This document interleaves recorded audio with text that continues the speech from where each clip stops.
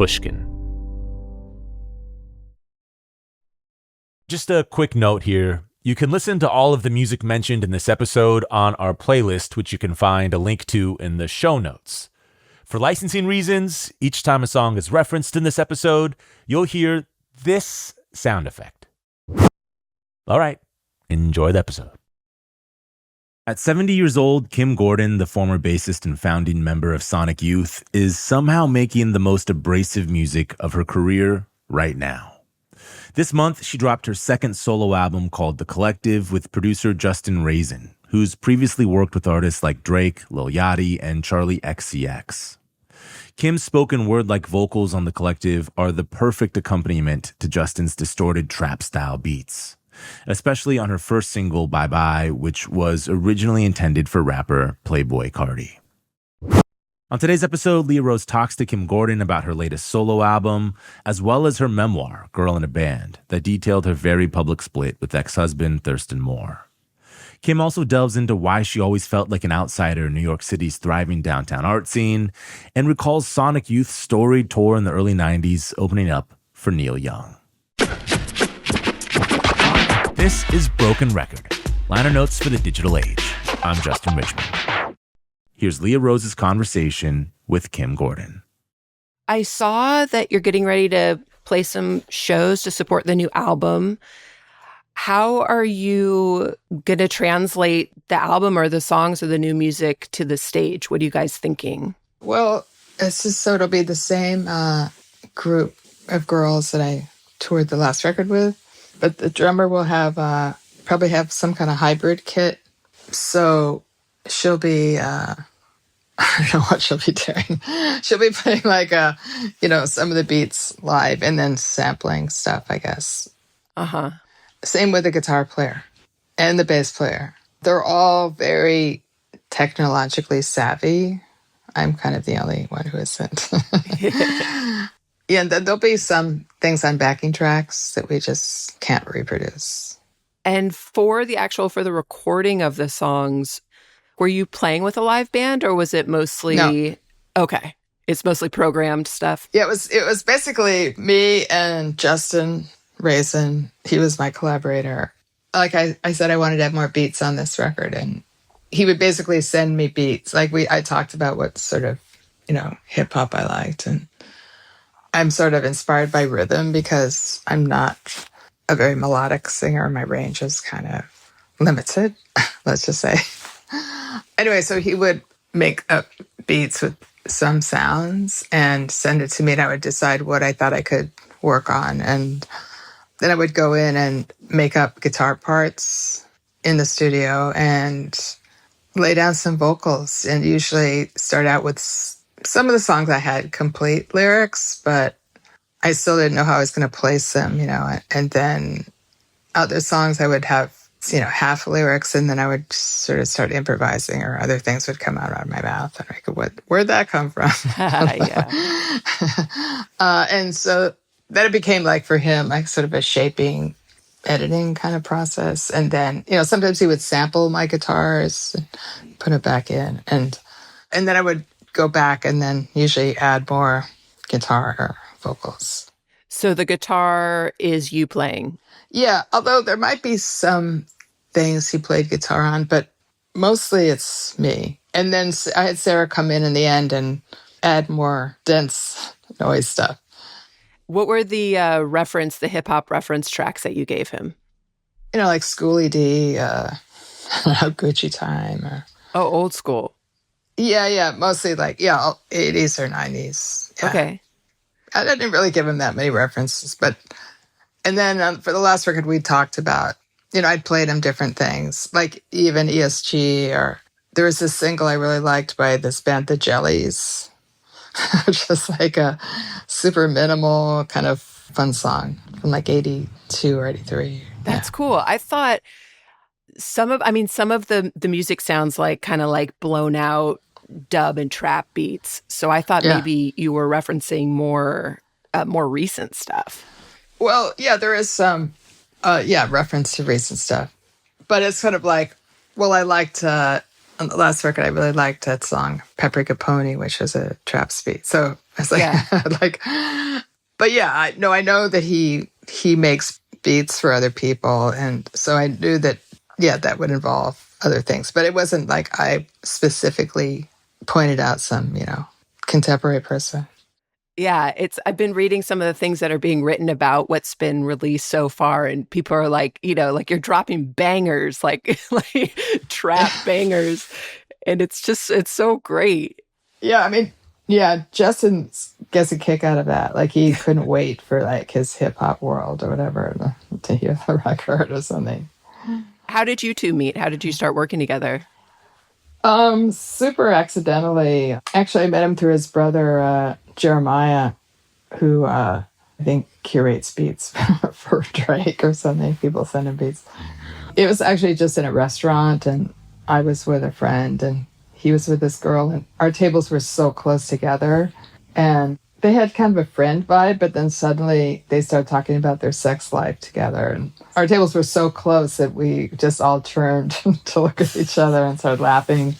So we just started talking, and he was kind of like, yeah, my brother's a producer, and he did the Skyper record. And that was kind of a cool record. But when usually people say the word producer, my head kind of just turns off. Like, I don't know, it's not the way I've ever worked. So, but then, yeah, Justin started DMing me, and he was working on a project with Lawrence Rothman, and they were having different people come in and do vocals along with Lawrence. And I wasn't actually living in LA then. I was staying in an Airbnb, and yeah, I thought he was sort of a character, but he kept sending me stuff, and eventually he sent me something that, okay, I could do something on this. And so I went over, and he has this home studio in his garage. It's a very big garage, LA style. And I did some vocals, and he basically took what was left over and put a very trashy drum track to it and sent it to me. And I was really surprised. I was just like, oh, he really knows my sensibility. And so I went back and he had Stella from Warpaint come in and put drums over it. And I put some guitar on it and vocals, and that became Murdered Out. And then it wasn't until like 6 months later that I think we actually started working on a record. Sounds fun. Yeah, it was kind of, I really didn't have any desire to do a solo record. I play with Bill Nace. We have a experimental guitar duo improv group, and Bodyhead. And I have, I make visual art. So I wasn't really thinking about launching a solo career in that sense. Does Bill like this solo stuff that you're doing? He's very supportive. He says he does, but I don't know what he really thinks. The thing that struck me about it is a lot of the people that we talk to, as people get older, things start to get quieter, their music starts to slow down. And this is the opposite of that. It's so noisy in the best way. Is that something that you were intending to do from the beginning? Was that part of the original concept? No, I didn't really think about it. Actually, not at all. I don't know. Like, it wasn't really till it was done that I thought, oh God, it's really a loud record. I mean, I'm kind of a slow developer, so I'm just now making a really loud record. Yeah. I don't know. I guess I kind of see the record as an intervention into the culture. Tell me more. What does that mean? Like, because it's so different and so kind of abrasive in some way and not an easy listening kind of record, it has this other thing about it. And I think people seem to be more and more ready for things that aren't conventional. And I don't know. So I think it's just meant to be a little bit of a disruption into what is business as usual. Yeah, that makes sense. But I didn't really, this is all like, I'm saying this, but it's kind of unconsciously done. Do you listen to loud music normally? Not normally, actually. If I'm just around my house, no. Like, I'll listen to, like, even John Fahey, or, like, Brazilian music or Bardo Pond, kind of. Actually, I love Bardo Pond. Like, I love that there's something really glorious and beautiful about their drone. It's very soothing to me, even though it's kind of loud. I don't know if this is a connection between earlier music you've made with Sonic Youth, but it seems like you're sort of comfortable with the drone. Yeah. Do you see any sort of connective tissue between the music you were making with Sonic Youth and the new solo music? I mean, in some ways, like the songs that I sang on were the ones that were kind of more abstract slabs of music and, songs that we'd kind of make up all together sitting around, as opposed to ones often Thurston would come in with a melody and he would know what he wanted to sing. And then we'd find our parts to it and still arrange it all together. But other songs, it was kind of a challenge. Like, how am I going to sing on this? And in a way, like being presented with like beats and pieces of music with sound and beats, it wasn't dissimilar. It was kind of, okay, what can I do with this? And, if I didn't feel like I could do something, obviously I wouldn't do it. But, some things would immediately like move me. And that's also the way it was in Sonic Youth. Like, I could definitely do something, like Massage the History. I knew I could do something with that. It's funny. It just occurred to me the other day that it's kind of not dissimilar in that way. Mm-hmm. And then we did do some things that were like, Cool Thing or Nature Scene that were kind of had moments of a reference to hip hop or. Yeah, I was surprised to see, I don't remember where it was from, but I read an interview with you where you were saying for Cool Thing that LL Cool J's Going Back to Cali was one of your favorite music videos of all time. I thought that was super cool. Yeah. Yeah, it was definitely an inspiration. And the song kind of came about, I was supposed to review LL Cool J's new record, and I interviewed him, and I was always curious how working with Rick Rubin was and what his knowledge of rock was, or was it all Rick, who brought what? And because I really liked Radio. I really liked that record a lot. And I was disappointed to learn that he was really into Bon Jovi. Really? And in a way it makes sense, like, but again, like, I think it's because Rick probably, like the big chunky power chords of Bon Jovi that was kind of, like that went with the space and the beats he was doing and in some of the music. And anyway, so that's where it was part of the inspiration for the lyrics, like being disappointed in somebody. But you're not into dissonant guitars? And I always thought, actually, hip-hop would be it'd be cooler if they kind of were into more dissonant, kind of like their idea of rock is kind of corny in some respects. So anyway, so I think Justin's someone who appreciates that. I never said that to him, but, he appreciates that. This is going to make a trap beat sound different, like. It reminds me of, have you heard Yeezus? Kanye's Yeezus? Uh-uh. I wonder if Justin's a fan of that album. But it's very like, it feels like industrial music inspired. Yeah. I heard him do it live in a horrible, at the Met, the Met Ball, and the acoustics were terrible. I thought it was terrible.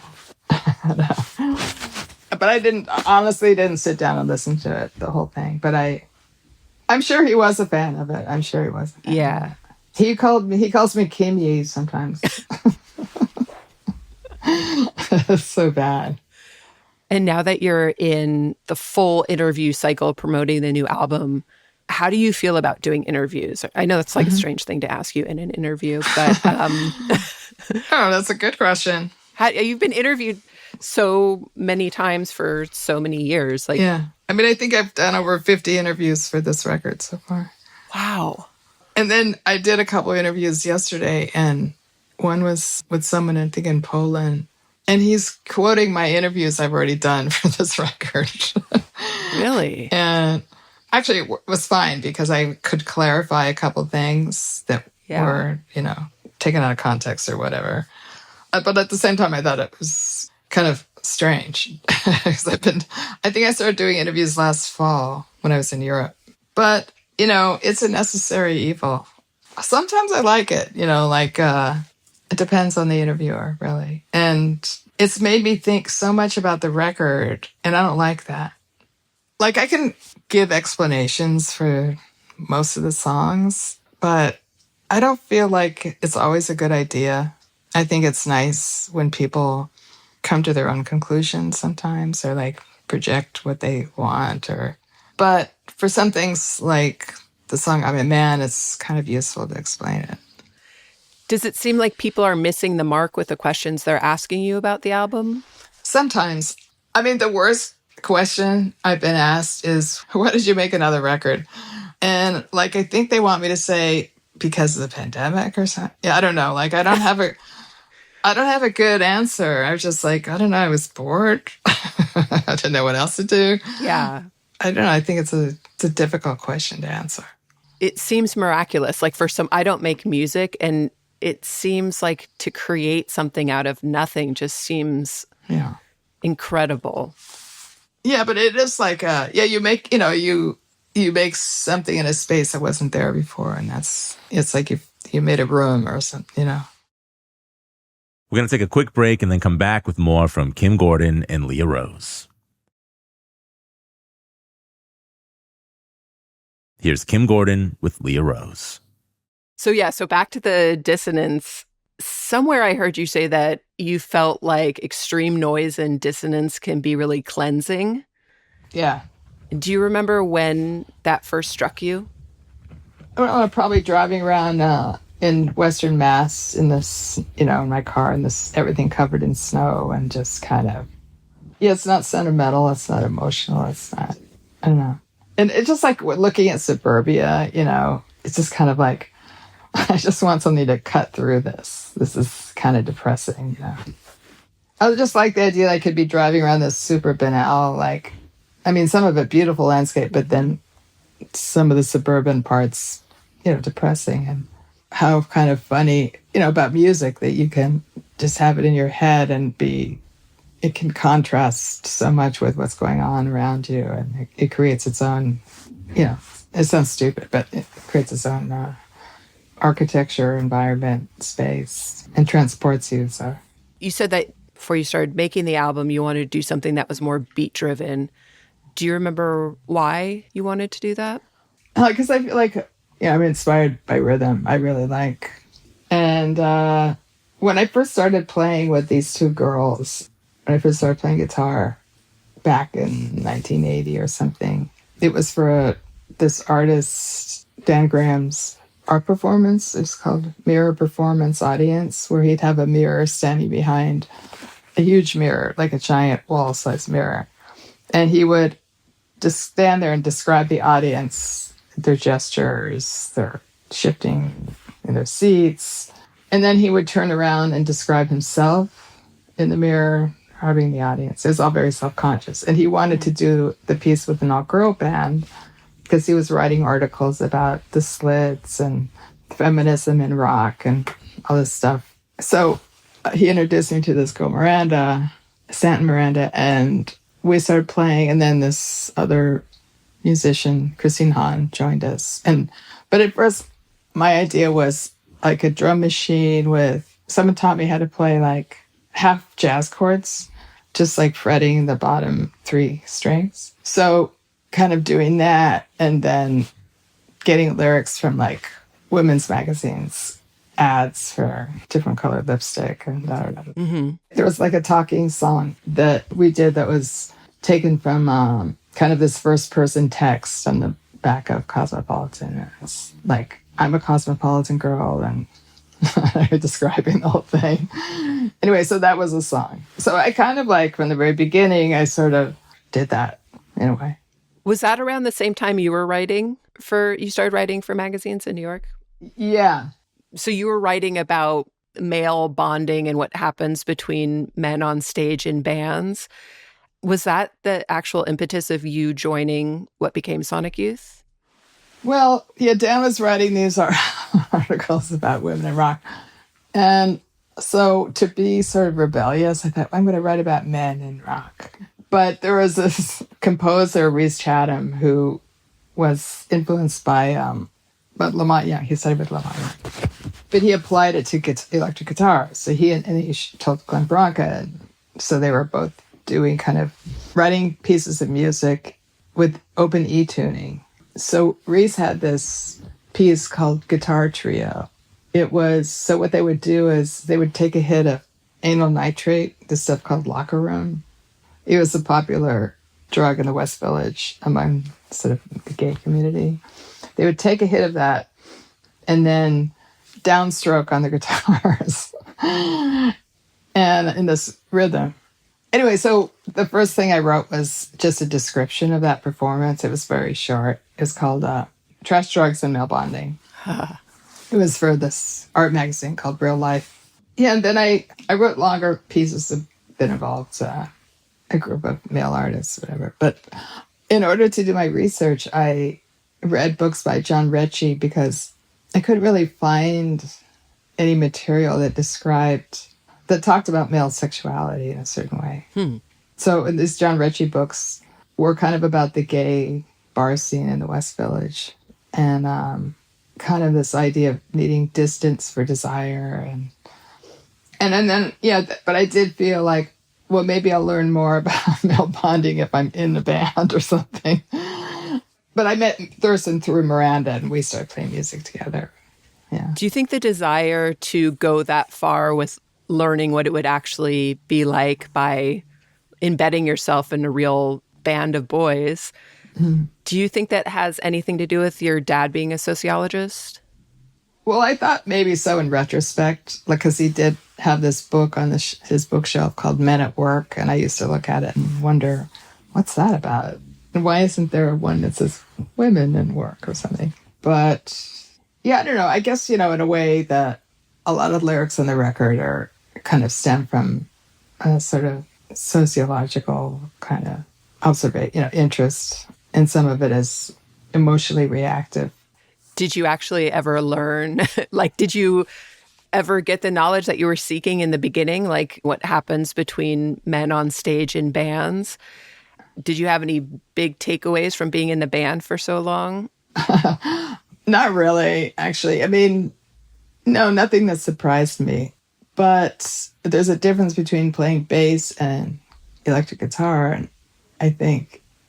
And maybe it has to do with the sound you get from electric guitar, but it definitely feels like this more of a sense of power. And, just electricity is kind of an interesting thing to use that way. And you can subvert it with your body and moves with your body. And some of those heroic gestures, windmills and things like that, they have become staples of, arena rock or just like any kind of rock, or like they do something to the sound in a way, Yeah.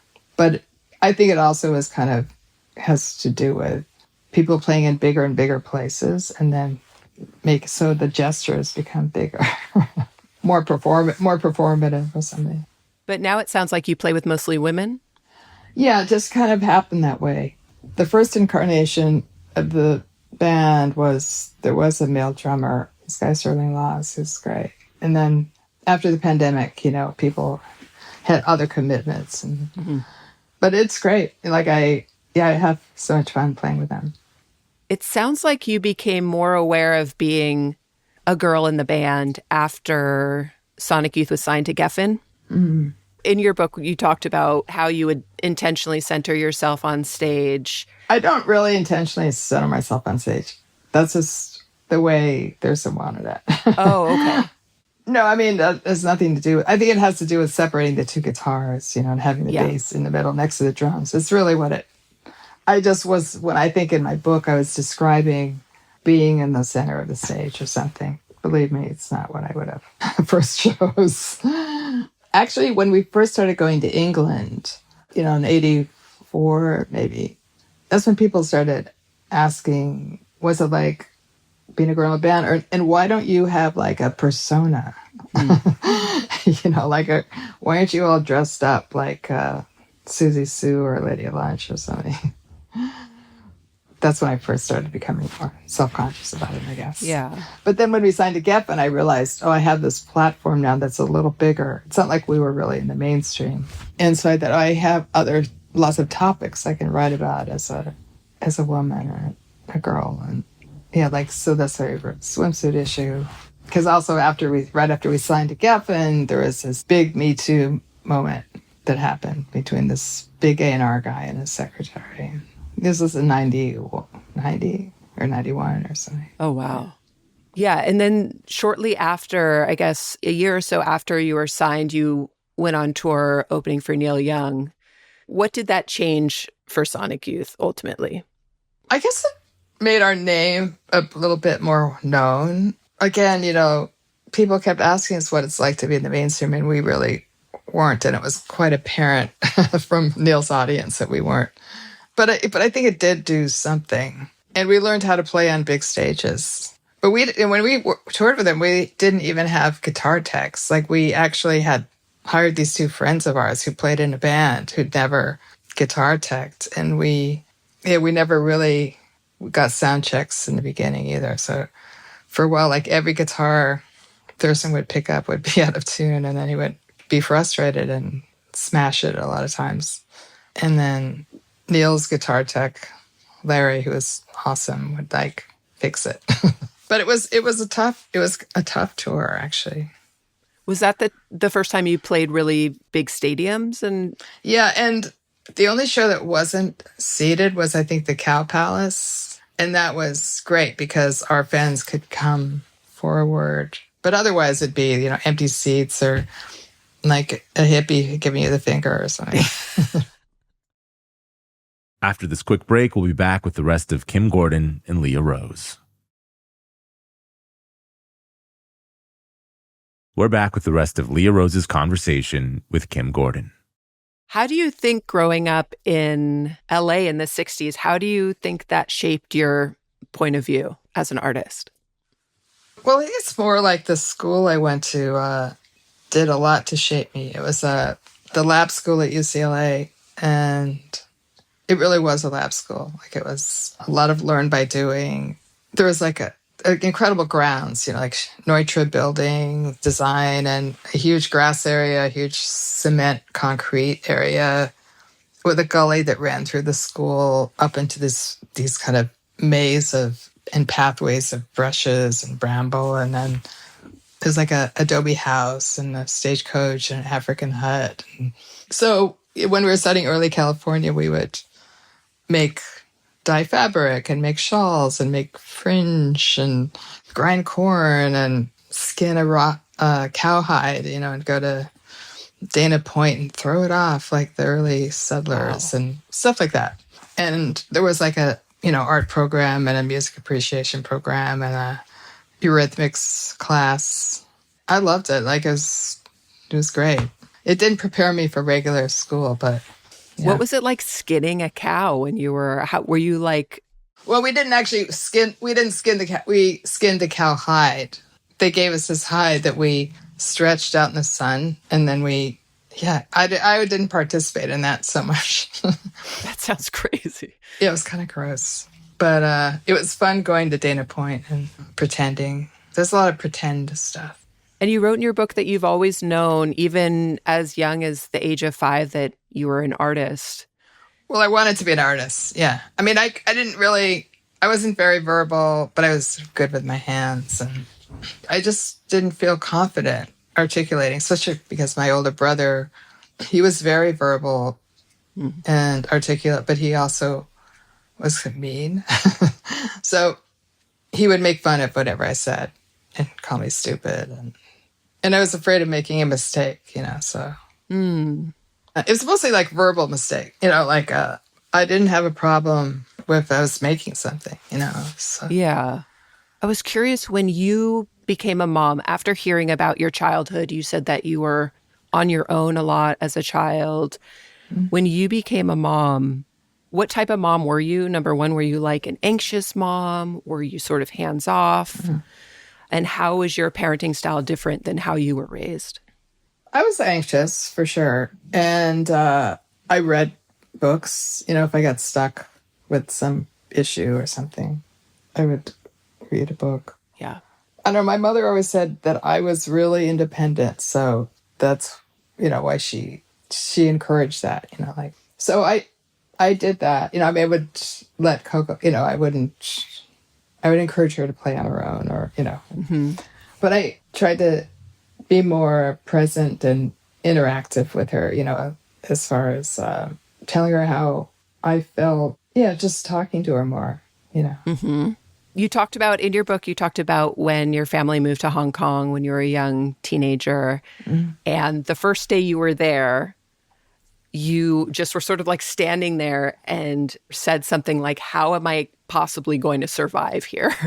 Yeah. And I was curious if there's ever been another time in your life where you've had a similar reaction to like, how am I going to get through this? I mean, that was it was just such a culture shock, It was first time really being around poverty, and it's just so hot and noisy. And yeah, I didn't see anything I recognized. I didn't see any popular culture. It was way before globalization. And I don't know. I guess, when my marriage broke up, that was difficult. Like, how am I going to get through this? Yeah, it's just overwhelming. Yeah. When I first moved to New York, that was kind of tough too, like not having a lot of money. And I think I got like some accident settlement, which helped me have enough money to get an apartment. But before that, it was every 2 months I was subletting and moving around. And I never had a backup plan. I purposely never learned to type. I love that. So I didn't want to be a secretary. And I was like, what an idiot I was. Yeah, somehow I just never really doubted that I would just end up okay. So you never had a point in life where you're like, okay, I'm ditching this and I'm just going to go like get a 9-to-5. Yeah, never. I mean, I tried when I lived in LA at one point. I worked as a custom framer, and that was really just hard having a 9-to-5 job. I got sick a lot. If you're in a situation like that and you're getting sick a lot, do you look at it like, oh, this is my body telling me I'm doing the wrong thing? Yeah, definitely. In your book, you talked about when you were first living in New York City and people, maybe it was just one person would call you a hippie and it would just like drive you crazy. Well, that was my friend, Dan. Oh, no, what he did is he told the landlord, this Belgian man, who... He called himself a captive landlord because he couldn't raise the rent. Our rent was incredibly cheap. It's like $175 a month or something. But he told him that I was a hippie and that I might have people crashing at my apartment. Oh. Why Dan said that, I don't know. That's the worst thing to say to a landlord. Yeah, he would say things, really unfiltered things sometimes. Did you feel like in those early years when you were in New York that you had to sort of shut off your LA-ness? Did you feel different than the people you were meeting in the scene you were in? Kind of. I mean, like Reese, this same composer who was actually the music director of The Kitchen at the time.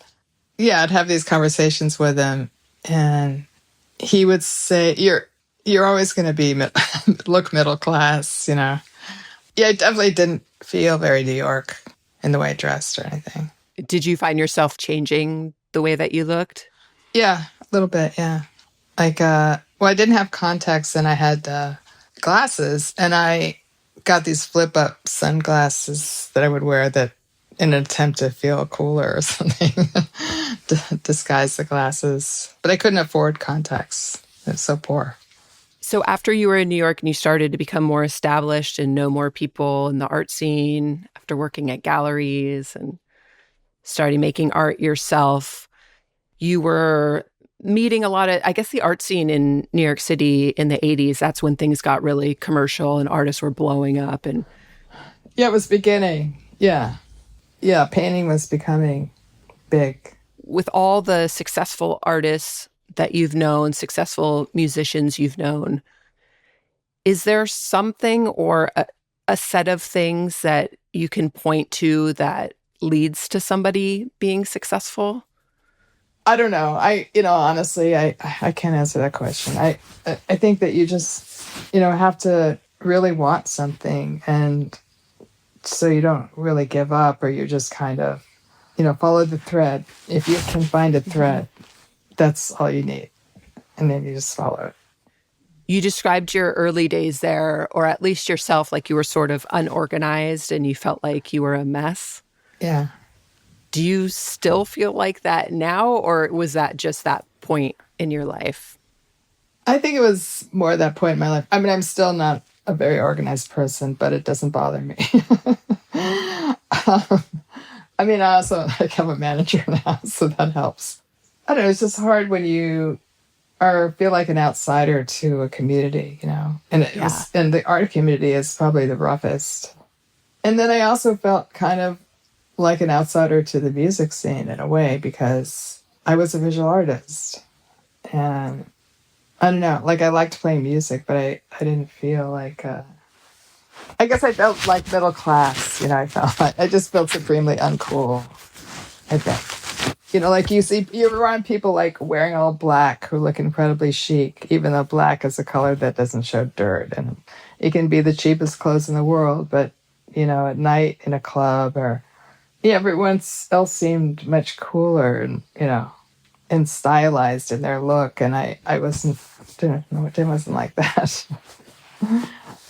At that point, were you looking at people and trying to figure out how you would dress? Like, would you take things from people you would see, or was that not even something you were interested in? I just didn't feel like I could do the all black thing at that time. Like, I just felt like, this is not me, or that's too easy in a way. Like, I had I bought a pair of these pink, patent leather and suede knee boots at 99 Records for $10, and so I would wear those with, whatever pants I was wearing at the time or something. Or it would have one thing that I kind of thought was sort of cool. But I was kind of hopeless at the whole dressing thing. That sounds bold, though. At least you were taking chances. Yeah, I guess so. I don't know. I think I was stabbing in the dark. Yeah. Outside of music, what else are you working on? Not too much. I mean, doing some work in my studio or painting. But I really have been pretty caught up with this and memorizing lyrics. So it's hard to change heads. So yeah, I have this small book coming out that about my brother. It's more of an art book that Karma Press is putting out in March or April. It'll be out. And it's just kind of he died last year, and sort of a celebration. Oh, I didn't know he died. Yeah, he was a schizophrenic, and so he never really got to fulfill his potential in any way. And so I often find writing is a good way to make something positive out of something, and just think about, I can't think sometimes unless I'm writing. So yeah, the writing in your memoir, Girl in a Band, was great. I listened to the audiobook version, which I recommend because you can hear you tell your story in your own words. Oh, thanks. But Thank you. The writing was very direct and poetic. I really enjoyed it. And was that hard for you to write? It was hard to write. And because I also was well, it wasn't my idea to begin with. I think after the success of Patti Smith's book, people were looking around who else would be good? And then when I was trying to write it, I was I don't really want to write about myself. So I tried to make it a portrait of LA in the 60s, 70s, and New York in the 80s, 90s. Yeah. And halfway through, I thought, oh, these should be essays. That would have been a better, more enjoyable form. And I decided the way to write about the band would just be to pick songs that I sang and then write things around them, kind of more in essay form. Yeah, I thought it was really excellent. Was it hard to get so deeply personal in the book? Of course. It was. But I felt I have to include this. I don't want the whole book to be about this breakup, but it's part of my story. And so it makes sense to put it in. The hardest thing was achieving the right tone for it. And, there's tons of stuff I got to put in. But it's, doesn't serve a purpose. Actually, one of the hardest things about writing it was just figuring out how to explain the art world and write about people that, because, memoirs are such a popular culturist thing that writing about artists, like, is it going to be boring? Or, like, people aren't going to know who anyone is.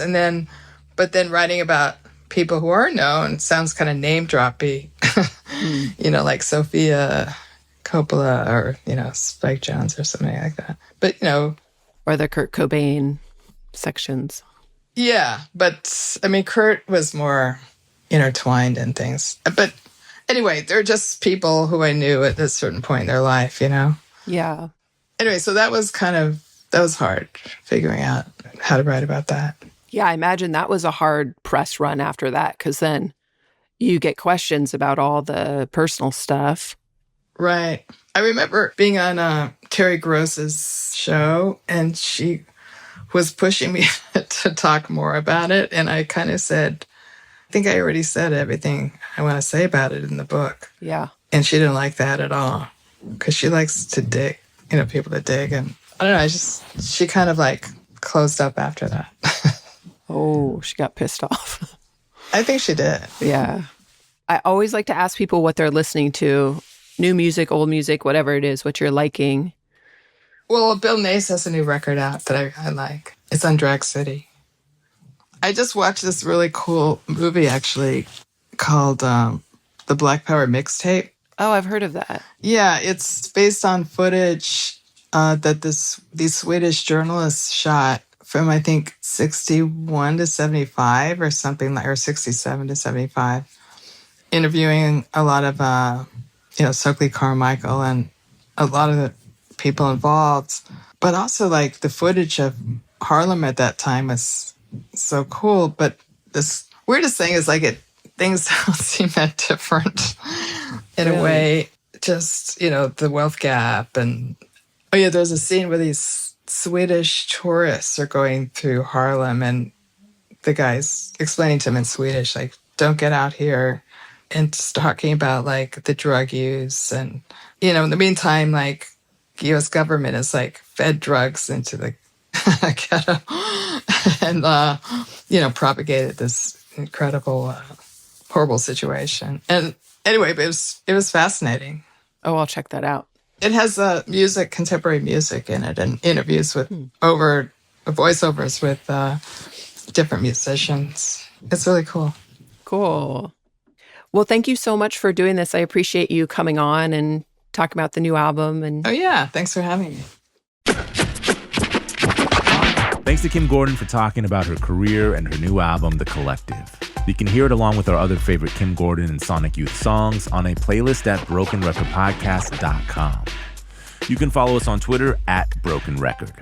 Broken Record is produced and edited by Leah Rose with marketing help from Eric Sandler and Jordan McMillan. Our engineer is Ben Tolliday.